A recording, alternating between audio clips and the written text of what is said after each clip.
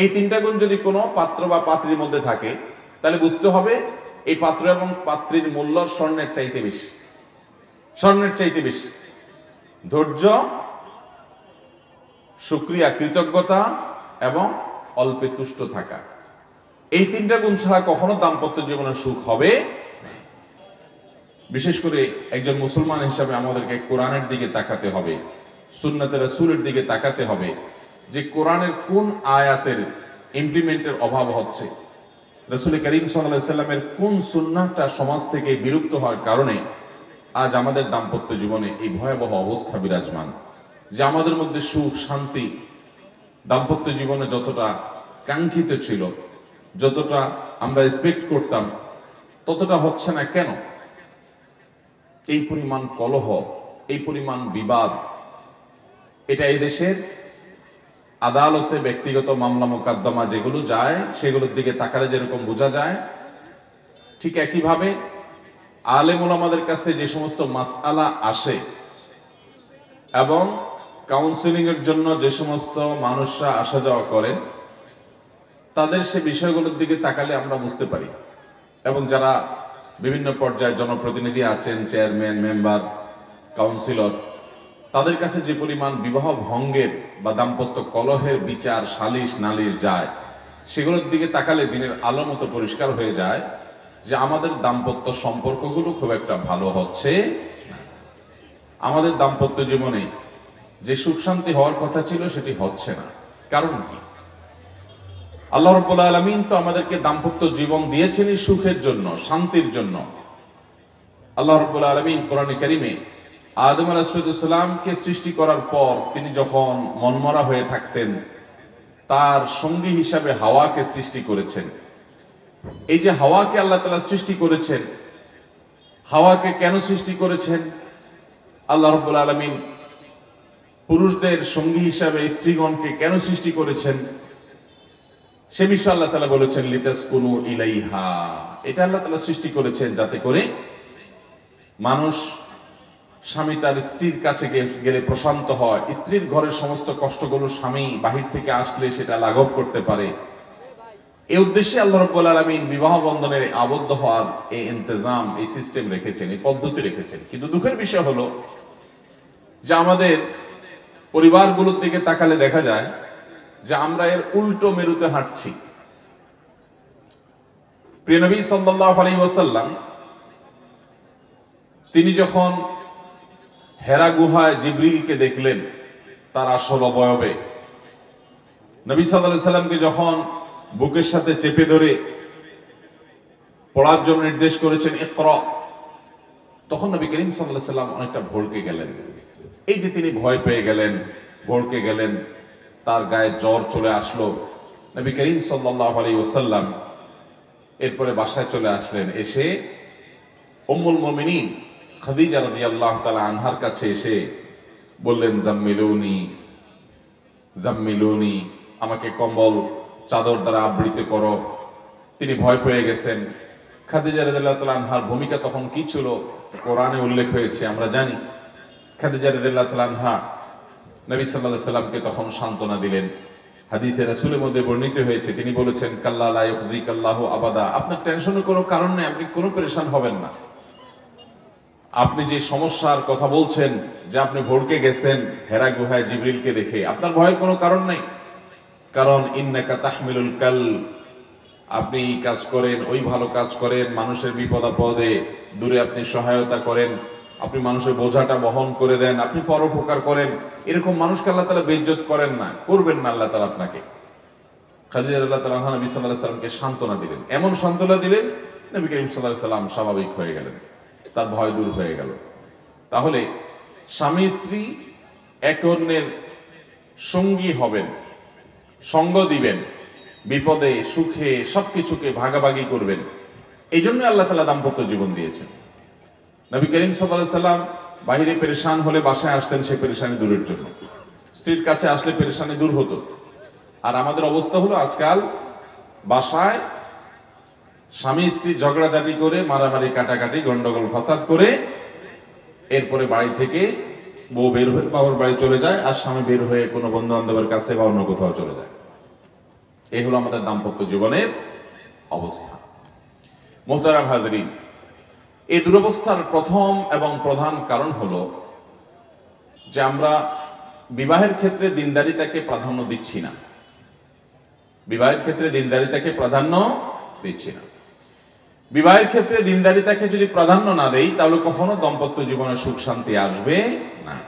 দাম্পত্য জীবনে যদি আমরা সুখী হতে চাই, তাহলে সব কিছুর আগে আমাকে ধার্মিকতা, দিনদারিতা এটাকে প্রাধান্য দিতে হবে। তাহলে এটা হবে দাম্পত্য জীবনের সুখে জীবনযাপন করবার জন্য প্রথম পদক্ষেপ। নবী করিম সাল্লাল্লাহু আলাইহি সাল্লামের সেই প্রসিদ্ধ হাদিস আমরা সবাই জানি। তিনি বলেছেন, তুনকাহুল মারআতু লিআরবাঈন, নারীদেরকে বিয়ে করা হয় চারটি জিনিস দেখে। কেউ তাদের টাকা পয়সা দেখে বিয়ে করে, কেউ তাদের বংশমর্যাদা, প্রতিপত্তি, প্রভাব, সামাজিক অবস্থান এগুলো দেখে বিয়ে করে, কেউ তাদের সৌন্দর্য, রূপ লাবণ্য সেগুলো দেখে বিয়ে করে, আবার কেউ দিনদারিতা দেখে বিয়ে করে। ফাজফার বিজাতিদ দ্বীন, অতএব তোমরা দিনদারিতা দেখে বিয়ে করবে। এটা যদি করো তাহলে তোমরা সফল হবে, সার্থক হবে, সুখী হবে। অতএব দাম্পত্য জীবনে সুখের মূল চাবিকাঠি হলো যে আপনার সঙ্গী তিনি দিনদার কিনা। এটা আগে থেকে নির্বাচন করবেন যে দিনদার সঙ্গী হতে হবে। অন্য সব ক্ষেত্রে স্যাক্রিফাইস হবে, কিন্তু দিনদারিতে কোনো স্যাক্রিফাইস হবে না।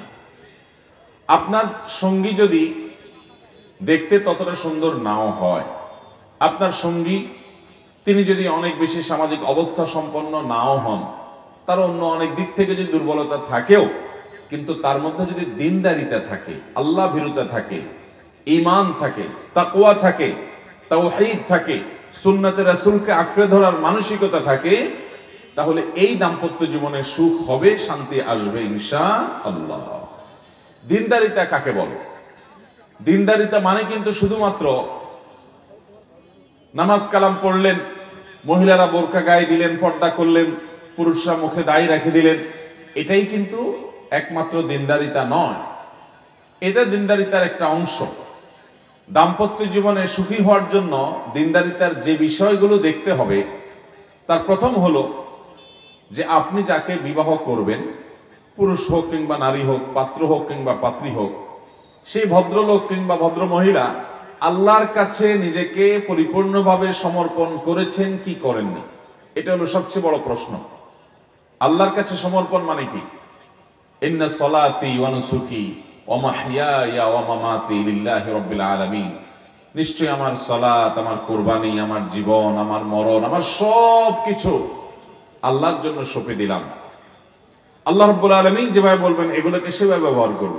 আল্লাহ বলেছেন কোনো কাজ করতে তো আমি করব, আল্লাহ বলেছেন করো না তো আমি করব না। আল্লাহ তাআলা কোনোটাকে হালাল করেছেন তো আমি সেটাকে হারাম করব না, আর আল্লাহ কোনোটাকে হারাম করেছেন সেটাকে আমি হালাল করব না। এই রকম প্রতিজ্ঞা নিয়ে যদি কোনো মানুষ তার জীবন পরিচালিত করে, তাহলে তিনি দিনদারিতার প্রথম এবং মূল শর্ত পূরণ করেছেন, যে লোকটা আল্লাহর কাছে সারেন্ডার করেছেন। এরপরে দিনদারিতার আরেকটা গুরুত্বপূর্ণ দিক হলো সবর, শুকর এবং কানাআত, ধৈর্য, কৃতজ্ঞতা এবং তুষ্ট থাকা অল্পে। এই তিনটা গুণ থাকা, এই তিনটা গুণ যদি কোনো পাত্র বা পাত্রীর মধ্যে থাকে, তাহলে বুঝতে হবে এই পাত্র এবং পাত্রীর মূল্য স্বর্ণের চাইতে বেশি, স্বর্ণের চাইতে বেশি। ধৈর্য, শুকরিয়া, কৃতজ্ঞতা এবং অল্পে তুষ্ট থাকা, এই তিনটা গুণ ছাড়া কখনো দাম্পত্য জীবনের সুখ হবে। দাম্পত্য জীবনে যত অশান্তি হয়, যত কলহ হয়, যত গন্ডগোল হয়, যত তালাক হয়, যত বিবাহ বিচ্ছেদ হয়, যত ঝগড়াঝাটি হয়, এগুলোর মূল হলো এই তিনটা জিনিসের কোনোটার অনুপস্থিতি। অর্থাৎ ধৈর্য নাই, শুকরিয়া নাই এবং তুষ্টির গুণ নাই। ধৈর্য না থাকার কারণে দেখা যায় চুন থেকে নুন খসছে, হট মেজাজি হয়ে গেছে, রাগারাগি হয়ে গেছে, মারামারি হয়ে গেছে, হাতাহাতি হয়ে গেছে, এমনকি দুজনের পথ দুদিকে হয়ে গেছে সবরের অভাবে। শুকরের অভাবেও হয়, কারণ নিজের সঙ্গীর কোনো একটা ত্রুটি দেখলেই মনে করে না জীবনে তার সঙ্গে থেকে কোনো সুখ শান্তি পাই নাই। অথচ নবী করিম সাল্লাল্লাহু আলাইহি সাল্লাম বলেছেন, তোমার সঙ্গীর কোনো কিছু যদি তোমাকে রুষ্ট করে, তার কোনো কিছু দেখে যদি তোমার মনে কষ্ট হয় যে ইস এটা সে কেন করলো বা এটা কেন করলো না, তার একটা দুর্বলতা দেখলা, তো সাথে সাথে চিন্তা করবা তার অনেক ভালো দিকও আছে। মনে রাখবেন, পৃথিবীতে এমন একটা মানুষও নাই, এমন একজন মানুষও নাই যে মানুষটার কোনো ভালো গুণ নাই, সবই খারাপ গুণ। এমন কোনো মানুষ হতে একটা হলেও ভালো গুণ আছে। আপনি খোঁজার চেষ্টা করেন, তার যদি কোনো কিছু দেখে অসন্তুষ্ট হন তাহলে বের করার চেষ্টা করেন তার কোন গুণটার কারণে আপনি সন্তুষ্ট হতে পারেন, তাহলে দেখবেন যে আপনার মধ্যে আর কোনো অশান্তি তৈরি হবে না। নবী করিম সাল্লাল্লাহু আলাইহি সাল্লাম তার স্ত্রীগণ, এতজন স্ত্রী ছিলেন, তাদের সাথে দাম্পত্য জীবনে তার কোনো বিষয় নিয়ে বুঝের গরমিল হয় নাই, কোনো প্রকার, সব বেটে বলে হয়ে গেছে, যা চাইছেন তাই হয়ে গেছে।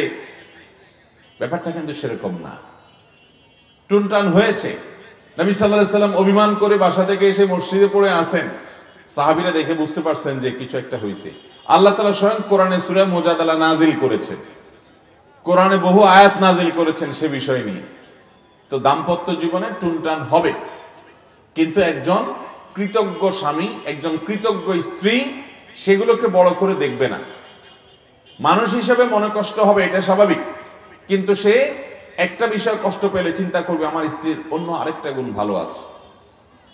তিনি রান্নাটা ভালো করতে পারেন না, তো তার চেহারাটা সুন্দর আছে, চেহারাটা সুন্দর নাই তো তার পড়ালেখার গুণটা ভালো আছে, পড়ালেখার গুণটা নাই তো তিনি কেয়ারিং, খুব যত্ন নেন, এটাও নাই তো তিনি সচ্চরিত্রবান, চরিত্রের সমস্যা নাই। বহু মহিলা চরিত্রের সমস্যা আছে, অনেক স্বামী সেটা সাফার করছেন, বলতে পারছেন না লজ্জায়, আমার স্ত্রী অন্তত এই সমস্যাটা নেই।